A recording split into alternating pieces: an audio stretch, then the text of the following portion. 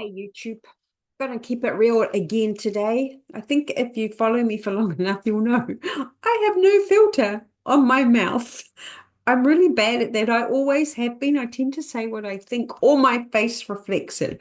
I remember when I was working in tech, and it was very early on, and I was a systems administrator and got offered a job at, gosh, what was the name of that company? I can't even remember. Can't remember. It was an all-in-one software platform, and I was implementing it for them after they sold it. But the sales dude said, "Why don't you come on into the sales event with us, and you can help talk about implementation and delivery?" So I'll go on in, and he was explaining to them all of the things that the software could do, which was what we used to term PowerPointware, insofar as it didn't do it yet. And I'm sitting there, my face is going, lies, lies, more damn lies. And that was probably the last sales meeting I was allowed to attend. And I tell you that because that has been a thought that I have kept since then. I'm not good at sales. How well do you think that thought has helped me build my consulting business, my coaching business? It's not been very useful. And that is part of how we have to really unpack who we are, what we think, and shift it in order to create results. And it's part of what, it's a mindset. And everybody says, nobody will buy mindset and all the drama that goes on with that. And it's also called thought work. And it's part of something that I created for myself, that I have used myself and created the transformation that I went through. I should give a trigger warning. I used to be very suicidal. So from the outside looking in, I had everything. I had big house, cars, horses, thousands of dollars sloshing around in my bank account. Just living the dream, right? The dream that a little girl from Tokoroa with no money grew up for. I could never have imagined, but I created that as a contractor, freelancer, self-employed again, but selling my services as a project and program manager. And what, where the heck was I going with this? Oh, yes, thought word, suicidal. And so that's how I would spend because I decided, well, I didn't know. I did not know because nobody had explained it to me that I created my thoughts. I thought I was just at random. All of the things that came into me was what happened, that I had zero control. So once I understood that, and yes, Brooke Castillo's model is a big part of that, but so is Abraham, so is Eckhart Tolle. These people were also big influences in the transformation, but Brooks' CTFA model circumstances are just facts.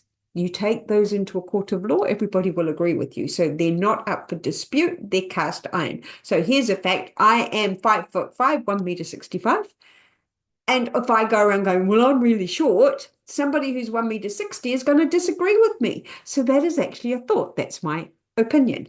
So CTFAR, circumstances, thoughts, things I think, one sentence at a time, feelings. A thought creates a feeling, a sensation, a vibration, an emotion in your body.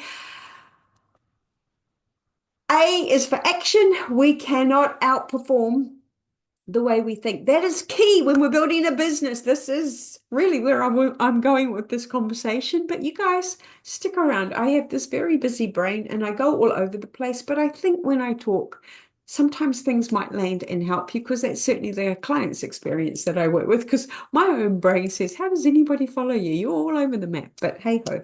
Stick with me. So actions. So I have a little saying, you can't outperform the way you think. You can't outperform the way you feel. Because you can't. Because if you're thinking, I am not good enough, and you're feeling despondent, how the hell do you go out there and do something like this? Okay, so it explains everything. And then R is results. Your results usually always confirm how you're thinking. So back to business, back to what we're doing here. I did a lot of thought work to move myself out of that suicidally depressed, hopeless victim mentality that I unfortunately embraced, even though everybody thought I was doing ridiculously well. It used to surprise them because star sign wise, I'm a Pisces, because I would always have got the professional fish that's very organized, very planned, very in control, very confident, very assertive, very masculine because I worked in the tech industry. I was often the only girl, and not to sort of sugarcoat that, that means I'm managing boys. So, confrontation, it doesn't, I confront, I'm a fighter.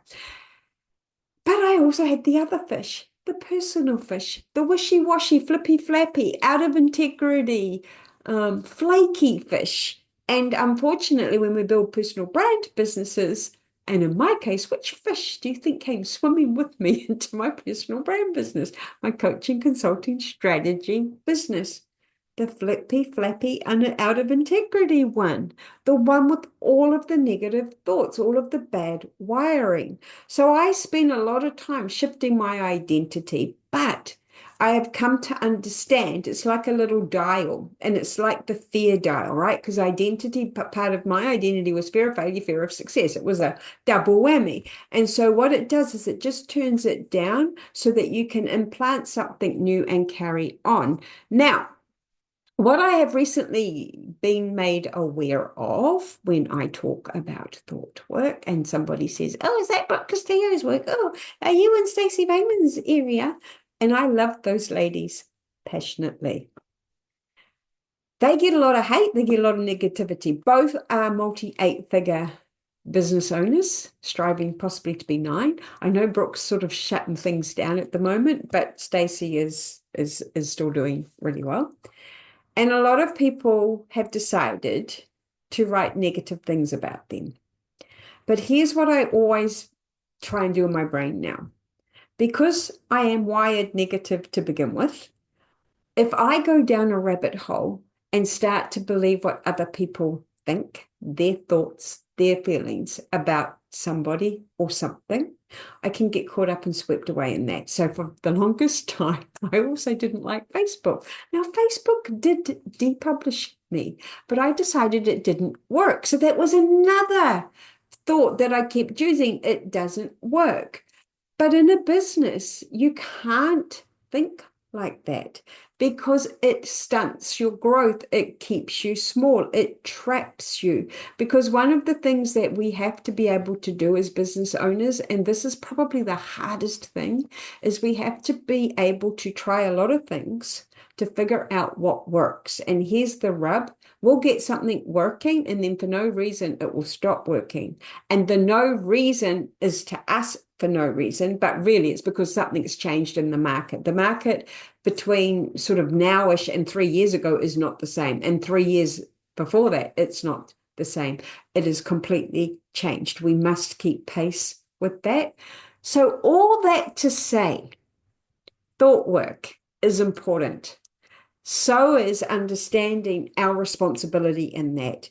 The negativity that they give for thought work or mindset or anything to do with Brooke's world, like Coach School, is simply because they didn't get the results they wanted, and they've decided that the model had been used against them to gaslight them. Which I understand. You can understand that that could be the case.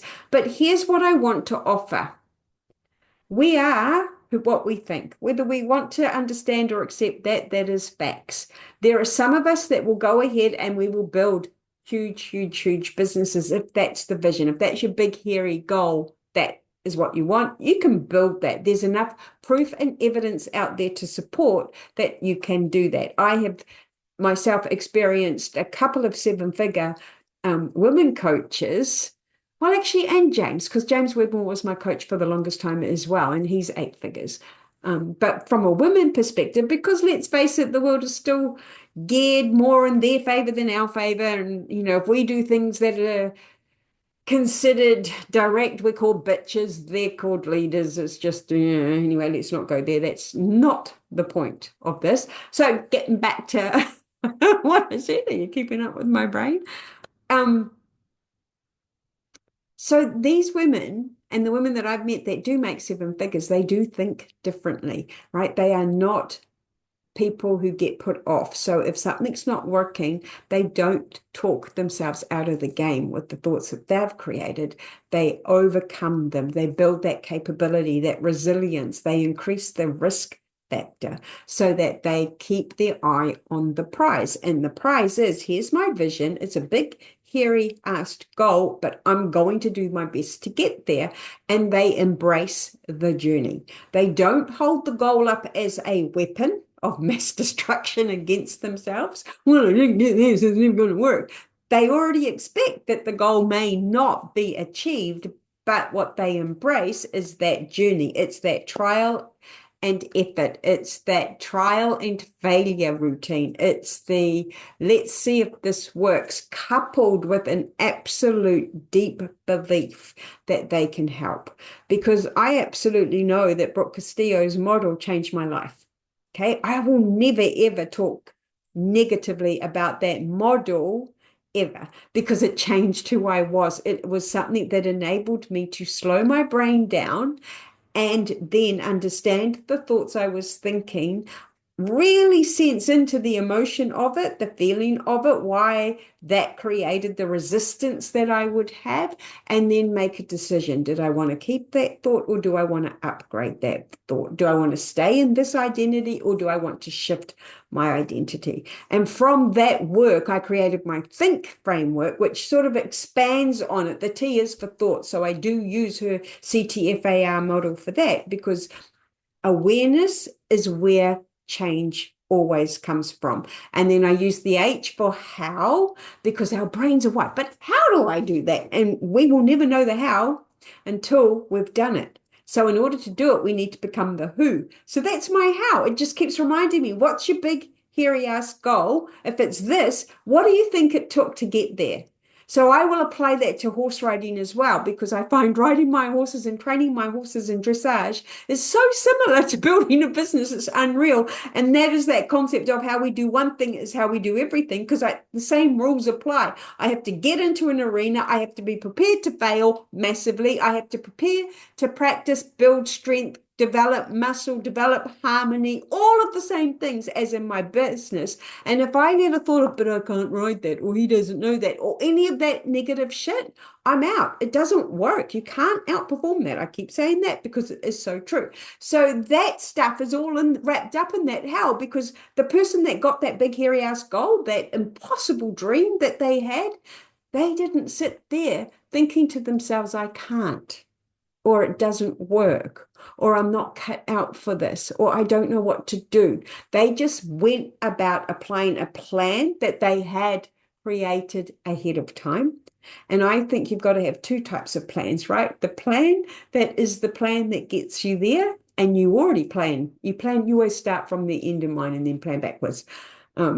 And that plan is usually what we call the golden path. So that golden path acts like everything's going to happen as you say it is. You're going to have the right amount of resource, you're going to have the right amount of money, you're going to have the right tasks, and it's all just going to flow. In the real world, we actually also plan for all of the shit that will happen, for everything that's going to go wrong. And we do that ahead of time so that we can come up with what we call mitigation strategies. Who's this we? Project managers. So we call those mitigation strategies. And what we do is we think of everything that could go wrong. We label that a risk. And then we come up with a plan of attack for if it should go wrong. And when it is going wrong, it's called an issue. We do that ahead of time, way up in this planning phase, because it takes the fear, the flight, the freeze, and the fawn, those F's that we as humans always experience, they get removed because we're not good at making decisions in that mode, right? If we can't decide ahead of time, we get caught up in our what I call our lizard brains. So that is planning for shit. When we've got those two things running and we have this how, and the how is the person that got there, then we just implement what went wrong ahead of time. And then the I is for inspiration. Inspiration is all about the desire. How do I stay inspired to hit my desires? What is it that I desire? It's part of my identity. What do I want? Well, I want to ride Grand Prix. What else do I want? I want to help so many freaking people like I am get over themselves, move themselves, and start to achieve goals that they didn't even believe truly they could get to. And I want them to blow their own damn minds. And I actually want them to wake up in the morning and love the life they lead, because that to me is worth everything. And that's how I live. And I did not live like that. So I know that to be true. And here's the thing, I've been rich and I've been poor. And I promise you, rich is brilliant. I loved being rich. I loved having cash to throw around and be able to fly home first class from Europe every now and again, and all of the things that I did, and fly horses to Australia and back. I did madness things with my money. But rich and depressed, keep it. I'd rather be poor and happy. And so that factors in as well. So that, and then N, negotiations. These things are very interesting because this is all what I call your unconscious way of being. It's your patterns, it's your habits, it's your routines, it's the things you think, just like that. And those catch us every single time, which is why we need that identity shift, because who we are today doesn't have those results we want. So we have to change that. So we have to be on ourselves. I was going to use another slang word that we use here, but I better not. That's flies and manure. You can fill that in. And we have to be on ourselves like that, because if we are not, we can revert back. That is why coaching helps. That is why coaching, in my opinion, exists.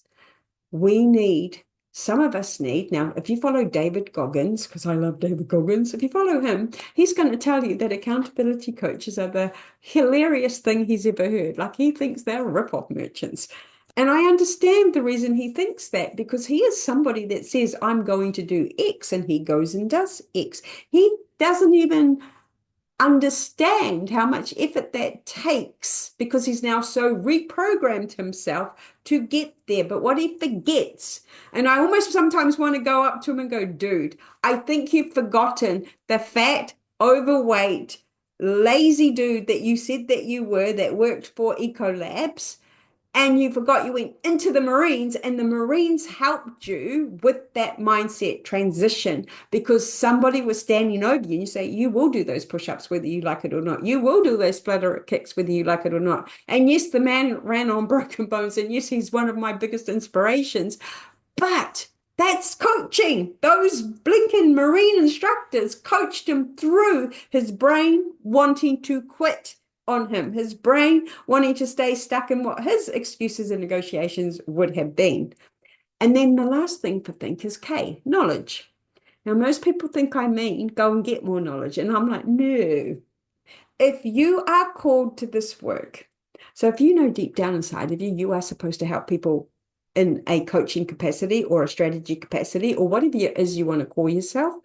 If you know that deep down, you also know why. You've got the expertise. It lives inside of you.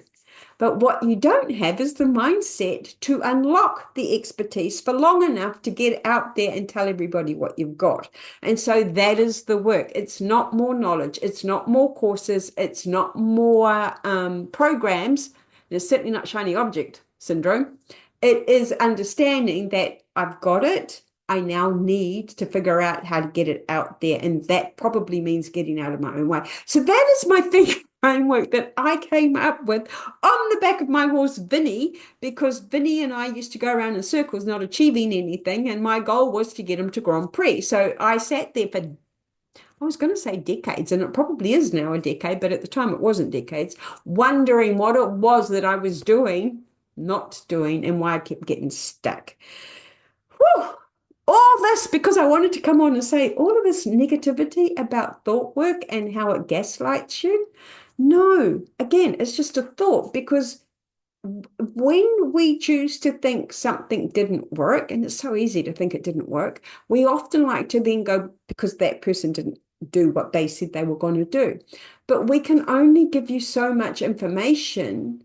What you do with it unfortunately, is up to you because we're not in your house 24/7. And I think that's where some people now think that people like Brooke Castillo's model has been used to gaslight because they used it. And they even admit they got transformation, but then they felt gaslit because what the rhetoric then is that you can do whatever you choose to do, right? It's a choice. It is a decision. And because they weren't getting new results, they felt that that was being used against them.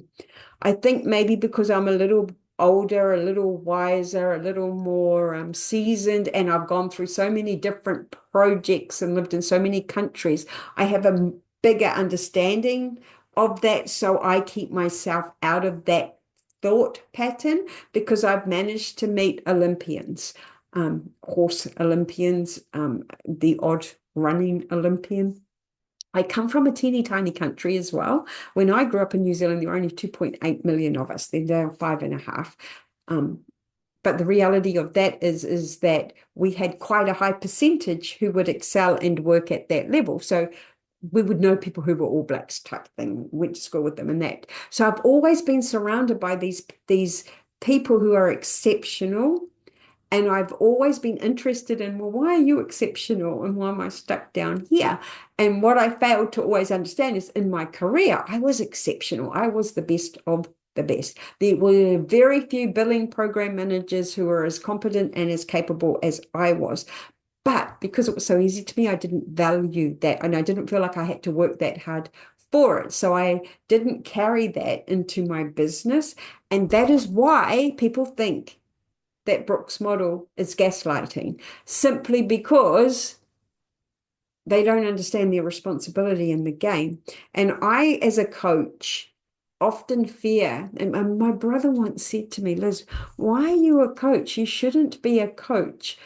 Because if you don't get your people results, you give them their money back. You won't make any money with them because that's my heart. That's how I am, and I don't like to charge people for work. I even remember my other brother. I invited him to work for me in a small startup here in New Zealand that was just starting, and we needed to change the architecture. It was a nightmare. So I knew my brother was a very skilled data analyst and architect. So I got him in, and he wanted to charge what I considered to be an outrageous daily amount. So I said, you are not charging that, you will charge this. And I capped him. And that was another inkling into, well, this is my money mindset that he should only earn that amount of money versus his, which is I am worth this. And he is worth that, and he now earns loads. But that's the other thing that we've got to be aware of, is that all of these stories show up in our work. And that's what the problem is, because we don't take responsibility and it's easier to blame others. Oh, I feel like I've gone around the circles with this YouTube. It'll be very interesting if I post this video. But needless to say, what I wanted to share is exactly that. Thought work is how we achieve our goals. Maybe, like me, you need somebody to hold your hand whilst you become more and more accountable, more and more in integrity with your word, more and more connected to the desires that you have, more clear on how and what you should be doing, because part of what I do is give you step-by-step plans, because, hey, I'm a project manager. That's what I do. So that you show up and you make those tiny steps of progress, but more importantly, that we actually understand the big, hairy, audacious goal, the thing driving us forward, the thing that we desire the most isn't the destination, isn't the end point. What really is the journey towards it. And I know, I used to have something here that says the journey of 1,000 miles starts with the first step. But we lose sight of that because we demand that our businesses pay our incomes and that we demand that clients just poof, arrive to us. And what we don't fully appreciate is that we have to go on the journey and learn the skill and learn the resilience and upgrade our capacities, our capability, and our ability to deal with the plans that go to shit. So yeah, that's my thoughts today, YouTube. I've just walked you through my Think framework as well. I hope you found that useful. I'm just getting back into this. So if you like my if you liked this, hit the like button. It'd be quite fun to see it actually get a thumbs up. I've not had that. And leave a comment. And if you know anybody who perhaps would benefit from hearing my ramblings, let them know about me. I would be indebted. Otherwise, I will catch you on my next little chitty chatty over here on my channel. Thank you for listening. I